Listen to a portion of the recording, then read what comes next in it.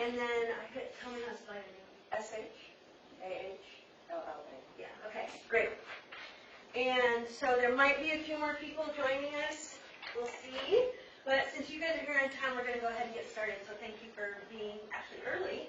I'm Gleason, and I am the team leader here in this office. And I always start with a little bit of introduction of who I am and my real estate career because it's the least important thing that people need to hear. So if they're late, that part doesn't matter. So I am the team leader here in this office. It's a very fancy title at Keller Williams. We don't call it the office manager because the idea of an office manager is someone who just manages status quo. And the idea of a team leader is somebody who is always looking for growth opportunities for the agents in the office to make sure they're continuing to grow and grow their lives and careers. So I take that very seriously, and so I work really hard to make sure the agents are always getting opportunities, and then I'm always looking for new agents that I think would be a great addition to what we've got going on here. So that's who I am. I'm the leader in this office, and we have over 100 agents here, one of the largest offices in San Jose. I've been in real estate for 20 years. My whole entire selling career has been in Santa Cruz. I actually still live in Santa Cruz. I commute over here every day. And prior to the 20 years in real estate, I have a master's degree in higher education administration, and I worked at the college and university level in administration, but also taught some classes and developed curriculum. And I tell you that because it's going to come into play in a little bit. So when I first started my real estate career in Santa Cruz, I started with a small office that's not even around anymore. It doesn't even exist. It got bought out years ago by a different company. And I like to tell you the different kinds of offices I've been at so that you get a little bit of frame of reference of different offices. So the first office was a smaller office. I am actually a lifelong learner. I've got a huge education background, and so because of that, I think I'm pretty good at figuring out what questions to ask. So I learned very quickly, asked the right questions, got some attention from the two brokers that were working there. They taught me how to fill out the contracts and that kind of stuff. But you were pretty much on your own in that office. There was not a lot of extra support. So you had to learn a lot, and you had to know how to ask questions, kind of stick up for yourself. But I got off to a good start there.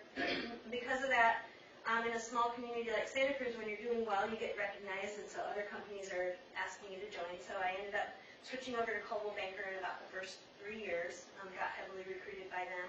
Moved over to Coldwell Banker, and I was there for quite a long time.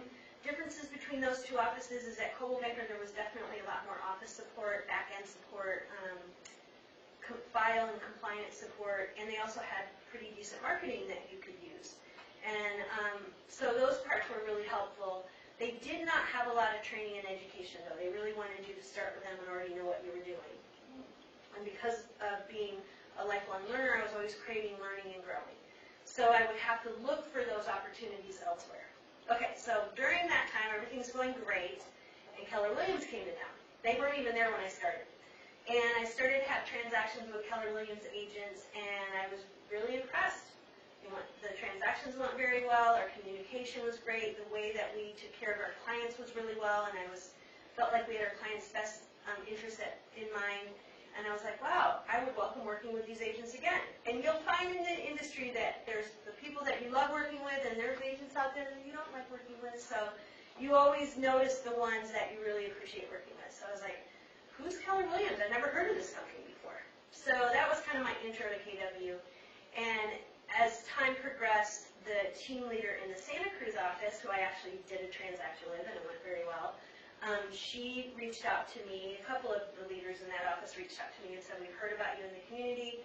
We have a position available that we think you'd be a great fit for. We'd like to talk to you further. So I was very intrigued. So I sat down and met with them and found out in that meeting that Keller Williams is actually the largest real estate company in the world, and our headquarters is in Austin, Texas. And when you have an organization that big, it's what I call like an umbrella. Hi there, have a seat.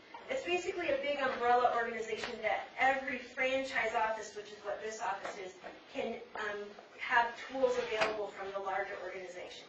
So what I found out is we have a couple of different divisions in that, in the big umbrella organization that I'm going to talk more about with you today. And one of those is we have a training and education division called Keller Williams University. and it's not a 4-year degree program, it's just what we call that division, and so I'm going to talk to you a lot about that. And then I also found out that we have a MAPS coaching division. We have our own business coaching division that is dedicated to helping our agents grow. And so the Santa Cruz office was looking for a coach in the office to help the agents grow their next set of goals that they want to grow. So they were interested in talking to me about that, and I was very intrigued, and all of a sudden, all my education background and my lifelong learning desire and my great real estate career could come together. So I decided to move over to Keller Williams, became a full-time agent in the Santa Cruz office, and then within months I became their coach in the office. And I coached agents in the Santa Cruz office for a few years, and then they said, hey, there's a team leader position open in San Jose, we think you'd be a good fit for that, would you like an interview? And I said, yes, I would. So I've been here now for a little over 2 years. It was 2 years in April. So that's a little bit about me. Definitely what I would say in terms of those 3 different offices or companies I've been with, Keller Williams has an amazing combination of continued training and education, brand new agents all the way to our top producing agents. We have education tracks that we recommend you go on, and the office support and all the other things that I was looking for. So it was a great fit, love it here. Like I said, still live in Santa Cruz. I commute over here every day. It's a pleasure to come to work here every day. I actually was a bit intimidated by the Bay Area when I first got started, and I've grown to really love it. I love the agents here. Santa Cruz is a bit more laid back, and agents are very professional here and work super hard every day. So it's a pleasure to be here and helping them grow. I love the international aspect that we have here. I love that every language you can think of is spoken in this office. So it's just a great environment. So those would be some of the highlights. So that's my intro. It helps for people who trickle in because of traffic and that sort of thing. And that what you see on the yellow sheet there is what we're going to go over today. If you don't mind signing that. Does anybody need water? You guys good? Water? Okay. So we're going to talk about the licensing process, what you can do with your license, and then how Keller Williams helps you grow your career once you're licensed. Okay? Who has started taking classes yet? Anybody?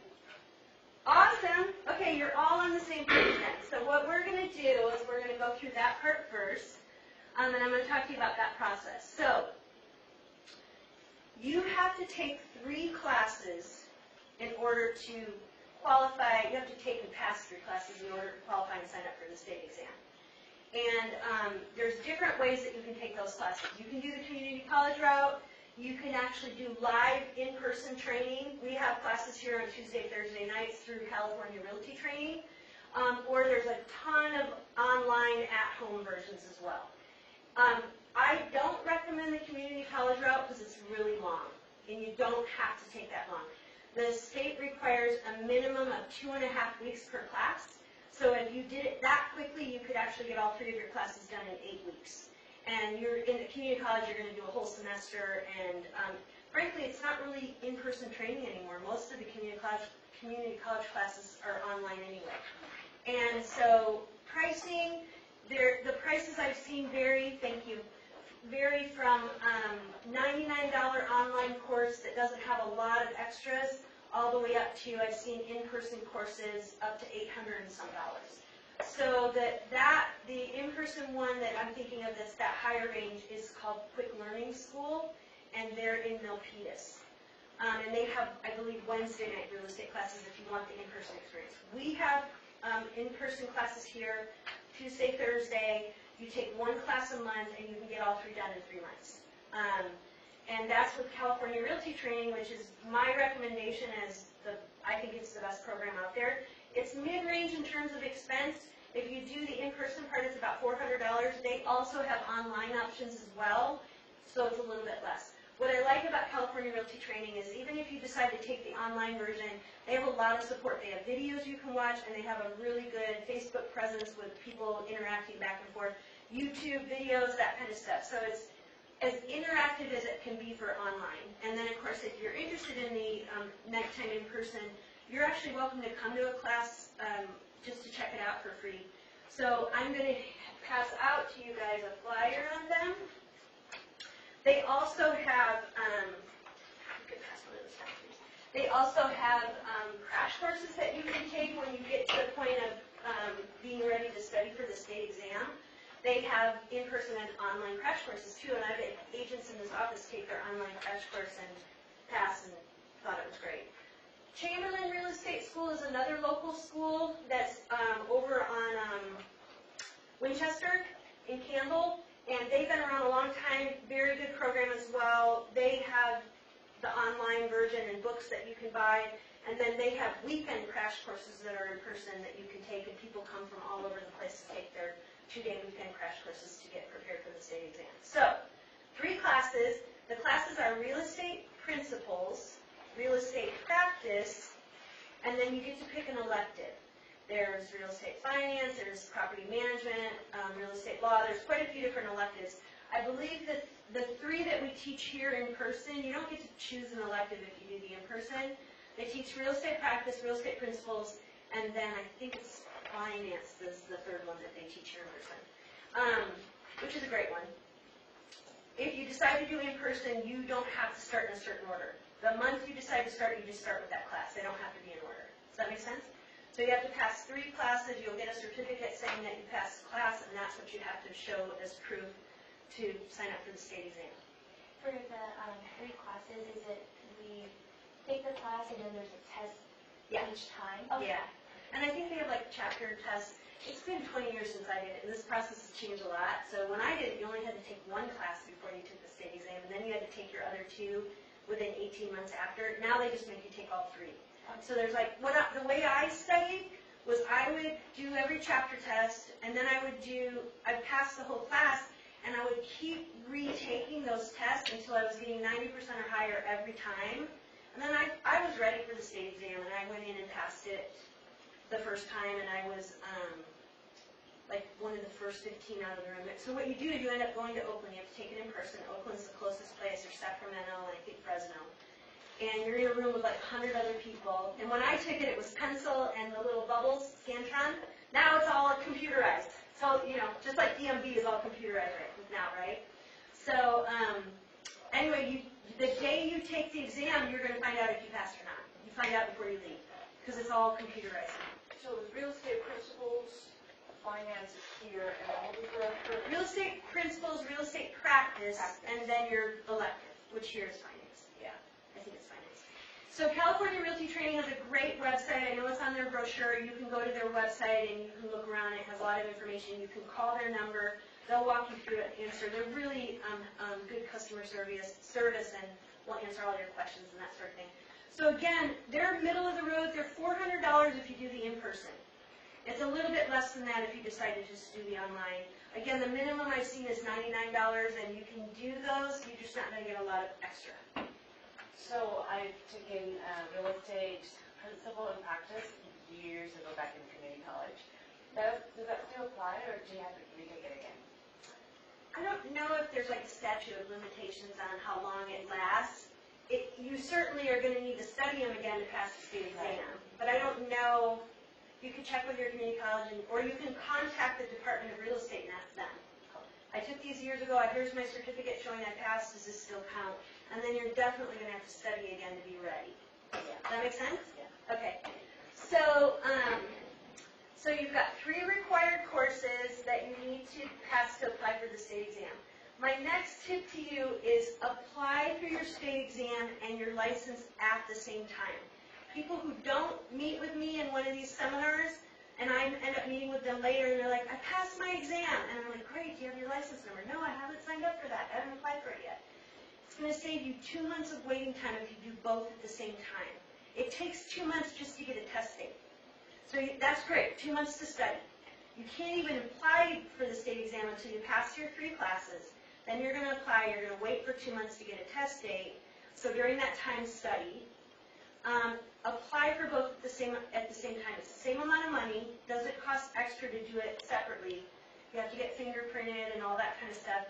But the day then that you pass your exam, they will issue you a license number, and you can walk into an office the next day and get started. If you do them separately, you pass your exam and then you apply, you're going to wait 2 more months before you get a license number. So you're going to be twiddling your thumbs wanting to get started in your career, and there's nothing you can do without that license number. Does that make sense? During that time, you can come here and take classes, because I'm going to go over that in a few minutes. We have lots of classes to help you get up and running. But you don't want to have to wait, and especially if you've got people that want to work with you and they're ready to buy or sell, and you can't help them because you don't have a license number yet. Does that make sense? So I recommend apply for both at the same time. It saves you 4 to 8 weeks of waiting time. It's really closer to 8 weeks. If you need any help with the Department of Real Estate application paperwork, you can contact us and we'll go through it with you and make sure that you haven't missed anything. I had a gal who filled everything out, sent it in, forgot to sign it, and they made her start all over again. So, and then basically depending on the courses that you choose to take, because remember it's like $99 to $800 range, it's going to be around $600, $650 to get this whole thing done. And that's with more like the $400 course. The licensing paperwork is around $250 with the fingerprinting and everything. Okay? So that's around $600 just to budget for that. Yes? I know everyone is different, but do you recommend doing the Tuesday and Thursday class versus the at home? Yeah, I don't, because everybody's different. Yeah. I'm old, so I'm much better in the classroom. You young people are better online, so it's I kind of like classroom, that's fine. So that's why come and check one out and come to one for free. It's 7 to 9 on Tuesday, Thursday night. The guy who teaches his name's Steven. He's awesome. He's actually our compliance officer in the office too. So you can come, you contact California Realty Trading and let them know you want to come to one of the freebies and they'll get you all figured out for that. Okay? What time do they start? 7 to 9. And contact California. CA Realty Trading, this flyer, or brochure. Okay, got it. I think their contact info is on the back. Okay, thank you. And then, yeah, you check it out and see if you like it. And then also I've had people sign up for the in-person, and then they go, I don't really want to do it this way. I'd rather do it on my own. You can call them, and they'll switch you over and reimburse you for the extra amount for the in-person. So they're very flexible that way. Is this a class where we just come in, have paper and pen and learn, or is there like a book that we go It's a off of? lot of slides you're going to go through on this screen. You can order books with them, too. They have different options. When we get done today, I will, if you guys want me to, I'll go onto their website and kind of show you around. Okay?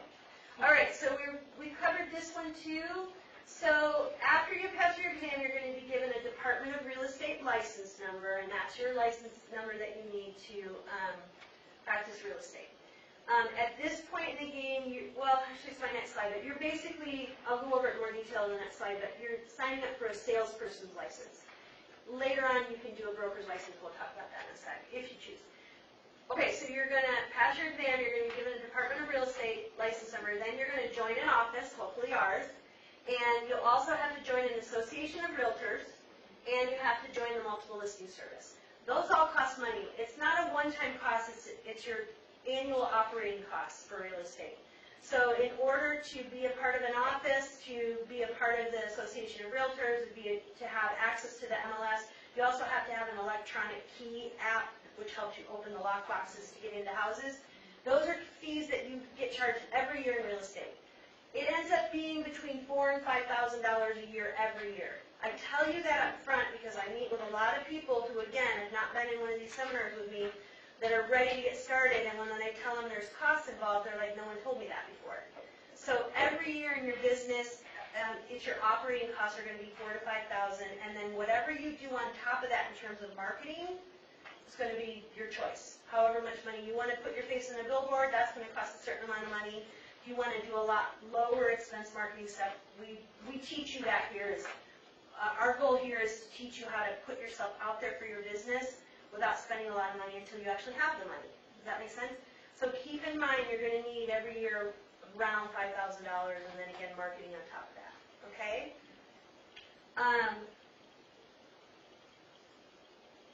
Okay.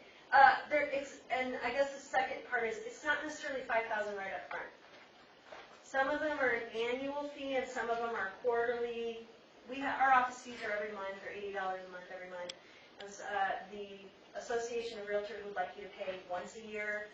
The multiple listing service, you can do 1-year payment, quarterly payments, 2-year payments, so there's different things like that. There's different payment plans. So for the total for the year, it's around $5,000. Does that make sense? Okay. So what can you do with your license once you have it? So again, at this point in the game, you're signing up to have a salesperson's license. What that means is that you have to hang your license with a broker. So our office has a broker, he's excellent, and everyone hangs their license with the broker. The difference between the two legally is that the broker's the one who's allowed to get paid money, and then he gives you your portion of that money every time you close a deal, okay? You can, after a couple of years' experience, if you want to be a broker, you can apply for a broker's license. You have to take some more classes and pass another exam and that sort of thing. People who do that, it's usually because they want to open their own office and practice on their own.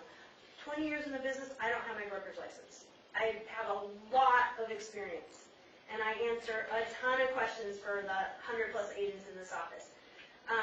I have never wanted that extra liability. When you have a broker's license, you're held to a higher level of standard of care legally, and I always prefer that I have a broker above me that's held to that standard of care. Never been sued or anything like that. I take very good care of my clients. I've just never felt the need to get the broker's license. So you don't have to, okay? Unless you decide you want to open your own office, and then you are going to have to. Does that make sense? So at this point, you're going to be a salesperson. What can you do with it? You can be a full-time agent, you can be a part-time or dual career agent, or you can be a referral agent. It's a very minimal status. Most of the agents here are full-time, and most of them are practicing residential real estate, and I'll go into some other options there in a sec. We definitely have agents here that work part-time with this job and have another job. Like I said, I like to consider it dual career.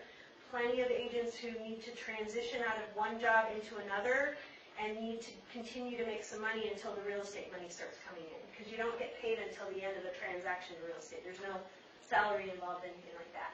The minimal status we have is what we call a referral agent. Simply by having a real estate license, you are allowed to refer clients legally to other realtors. There's a small contract involved, it's one page. And so let's say you have a friend who's moving to Florida. You find them a realtor in Florida who's going to take great care of them. You send them a referral form. When your friend buys a home in Florida and they close on the deal, that realtor then would give you a 25% referral fee just by sending them a client.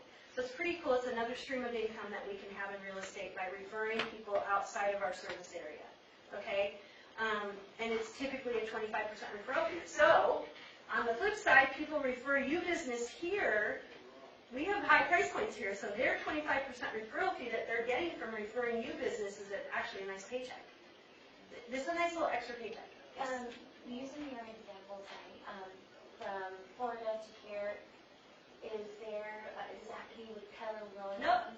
No. But we are the largest real estate company in the world, so we have an amazing referral network all over the place. It doesn't, though. If you have somebody that you know or already a relationship, because when you get into this career, you're going to start developing a business relationship with other realtors, and it may be somebody who's not KW. As long as you have that referral fee paperwork in place, then legally they have to pay you the referral fee. Which is pretty cool. It's a little extra bit of business that you can do. So we do very minimally have some agents here who work another job that anytime they get a referral, they refer it to another agent in the office just to collect a referral fee. Does that make sense? Okay. And then for full-time agents, you can develop what you call a niche market or a specialty. Most of the agents here are doing regular residential real estate, regular house on a regular street with a typical size lot and all that kind of stuff. You can do commercial real estate, luxury real estate. We have agents here who do luxury. That's just different, depends on the neighborhood. Luxury around here is usually considered over $2 million. And then international global real estate, lots of different things that you can do. We have farm and ranch.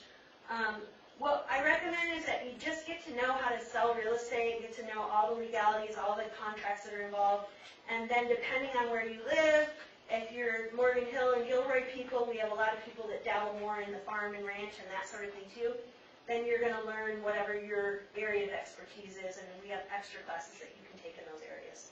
Always opportunities for you to learn and grow. Okay, so that's basically the license process, and now I was going to talk to you about what the experience would be like with Keller Williams. Everybody ready? First thing we're going to do is watch this video, and this is Gary Keller, and he is the Keller behind Keller Williams, and this is a history video that goes through 25-ish years of our history, and it's a really good video, and then I'm going to fill in some of the more recent stuff.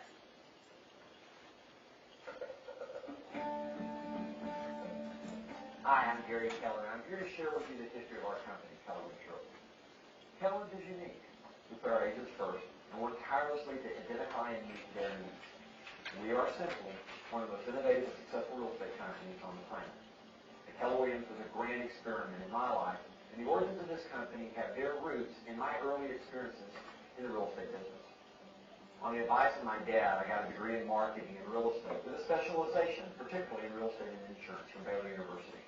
In 1979, I graduated and came to Austin, Texas, and got into the real estate business.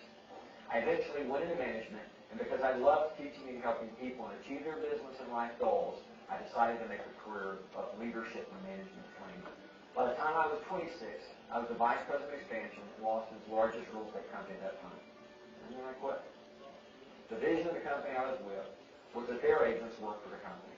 And I'd constantly tell the owner at that time that I believed the company worked for the agent. If they just focused on building the agents and treating them right, then they would build a company bigger than they ever dreamed. Companies are nothing more than people. People create everything inside an organization. And what's going to make us better in the long term is the way that our people think. Our goal is to tap the way people think, take advantage of that thought process, and put it to use for everybody. So in 1983, the experiment began. I left where I was, and I partnered with Joe Ray, great guy, and we started Keller Williams Realty with just a handful of agents and some folding tables and chairs. By the end of the first year, we had netted over $100,000 and put it in the bank. In 2 years, we grew over 70 associates and had become Austin's largest single-office real estate company and number 10 in the market overall. And then the market fell out. It was 1986. We shrunk from over 70 associates to below 40 associates. And although we were still profitable, a new competitor moved to town and 5 of my top 10 associates, plus my entire administrative staff, walked out the door. To meet the new challenges in the market and stand up to my competition, I knew I had to reinvent Keller Williams. True to my beliefs, I started with agents. Gathering my top 13 associates, I asked this question: how can we run the company in such a way that you achieve everything that you want, and at the same time, we achieve everything we want? And here's what we came up with: the best possible commission structure we could think of, to be treating the agents like business partners, a profit share with access to the financial information, formalized input into how the business should be run for an agent leadership company, and supportive management who consults and promotes teamwork, the highest level of training we could think of. And we implemented these ideas in less than 2 years. Our country became number 1 in our market. Positive, never to be really pushed yet. Putting agents first was obviously a successful model. So we took it even further by devising a plan to organize top agents into a series of agent leadership councils, formally at the local, city, regional, and international level. Most people think we're crazy when we share with them that we've actually turned the entire company's decision-making process over to our associates in tandem with our managers. But we have. The Agent Leadership Council, the ALC, was set up so that our salespeople could directly impact most of the decisions and all of the decisions that impacted them. Now, this revolutionary step gave Keller Williams tremendous credibility and was a catalyst for more actions aimed at putting agents in the driver's seat. Our open book policy, standardized accounting procedures, and published results. The result was growth. We began franchising in 1991 and expanded to Canada in 1998. By working one-on-one with masterminding with hundreds of top agents from across the country, we created a set of models that became the foundation of my first book, The Millionaire Real Estate Agent, which I published in 2004. The book hit a nerve, found an audience. There were like-minded agents all over North America who found the answers they've been looking for in that book. In the second half of the decade, as the crazy run-up in real estate prices started to backfire, Keller Williams Realty and our associates were uniquely positioned to seize the shift as an opportunity for growth. You see, Keller Williams Realty got its start during a lot of real estate market, and the hard-fought lessons that we learned during those years have really stayed with us.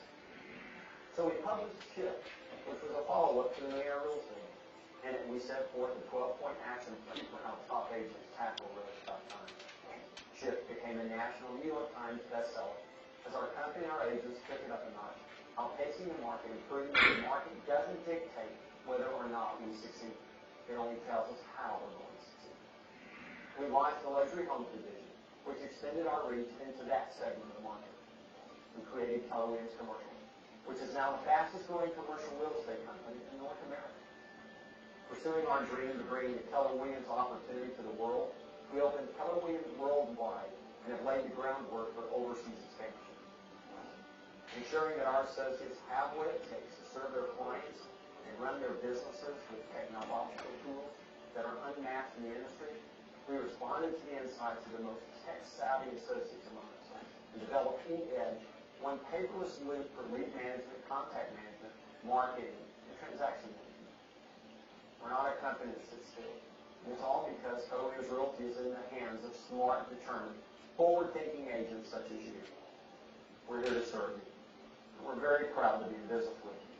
I'm so glad you decided to join us on this unbelievable ride. Okay, so that's 2011. So I get to share what's changed since then. I'm waiting for them to put another